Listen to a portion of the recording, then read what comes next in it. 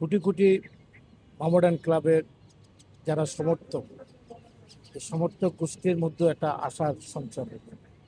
17 বছর পর আমরা এবার প্রিমিয়ার লিগে ক্রিকেট চ্যাম্পিয়ন হয়েছে মোহামেডান আবাহনী ক্লাব। মোহামেডান ক্লাব তার হারানো গৌরব ফিরে পাচ্ছে। আজকে আপনাদের সামনে আমরা কথা বলছি একটি বিষয়কে সামনে রেখে, আগামীকাল ফুটবলের টিম রদবদল। আমরা আমাদের টিম কারা কারা খেলবে মোহামেডান ক্লাবের খেলোয়াড়দের নাম ঘোষণা।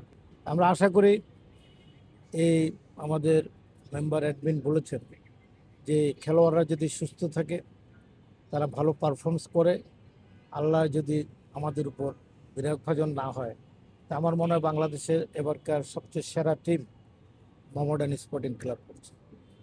আপনি তো অনেকের কথা বলেছেন, কিংস আছে, অন্যরা আছে। আগামীকাল আপনারা দেখতে পারবেন কারা কারা খেলোয়াড়, কারা কোচ, কারা খেলোয়াড় মোহামেডান ক্লাবের, এটা আপনারা সবাই দেখবেন।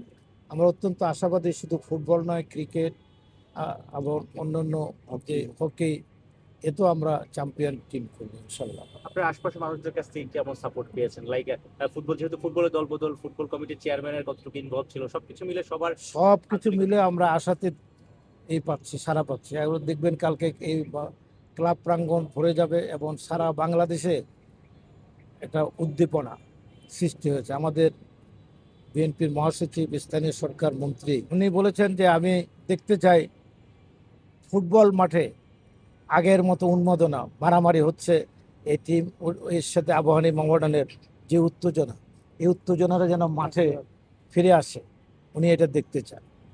তো অতএব আমার মনে হয় আগামী দিন এটা আসবে, এই ঢাকা স্টেডিয়ামে যেন ফুটবল খেলাটা ফিরে আসে, তাহলে মানুষ খেলা দেখতে আসবে, খেলা প্রাণবন্ত হবে। এটাই আমাদের মূল দাবি মোহামেডান ক্লাব। কারো ব্যক্তিগত স্টেডিয়ামে না, বিভিন্ন জেলায় না, এতে খেলার মান কমে যায়, খেলোয়াড়দেরও সেই মন মানসিকতা থাকে না, আর যারা দর্শক সাপোর্টার তারা উচ্ছ্বাস হারিয়ে ফেলে। অতএব আমি, যেহেতু আমাদের মির্জা ফখরুল, উনি মোহামেডান ক্লাবের একজন স্থায়ী মেম্বার, উনি আমাদের এই কথাটুকু সায় দেবেন এবং ঢাকা স্টেডিয়ামে আগামী দিনে ইনশাল্লাহ ফুটবল খেলা হবে এবং এখানে আমরা খেলতে চাই। আর বাংলাদেশের ঢাকার দর্শকরাও ঢাকা স্টেডিয়ামে আগের মতো ফিরে আসবে। আমাদের একবার নতুন কমিটি হয়েছে মোহামেডান ক্লাবের। অনেকদিন পরে, আমি অনেক আগে বলেছিলাম যে আমাদের একটা শক্তিশালী কমিটি হয়েছে। দুলুভাইয়ের নেতৃত্বে আমরা সেই কমিটি থেকে এবার যে ফুটবলের দলবদল আপনারা দেখেছেন, লিস্টটা আপনাদের কাছে আছে আমার মনে হয়। আমাদের দেশি বিদেশি সব প্লেয়ারে আমাদের কনফার্ম হয়ে গেছে।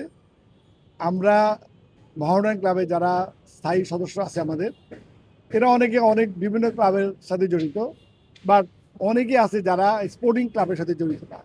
তা আমি এবার একটা অনম্বর অনুষ্ঠানের মাধ্যমে আমাদের সমস্ত ক্লাবে যারা স্থায়ী মেম্বার আছে, প্রায় আমাদের 370 জন মেম্বার আছে আমাদের, সবাইকে আমরা একটা মিলন মেলার মতো এখানে আনবো কালকে।